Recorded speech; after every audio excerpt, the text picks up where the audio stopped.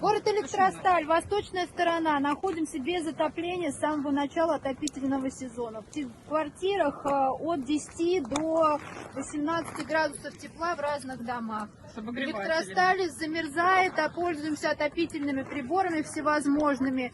В домах находиться невозможно.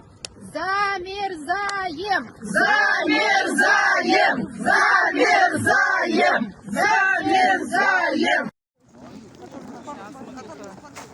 Греются люди, город Электросталь.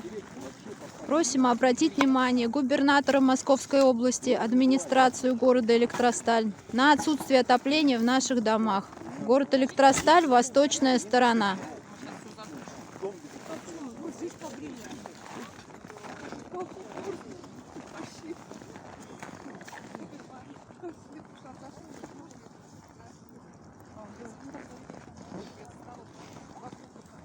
Дома находятся без отопления. В квартирах от 8 до 16 градусов тепла в разных домах. Нормативная температура не соответствует должной.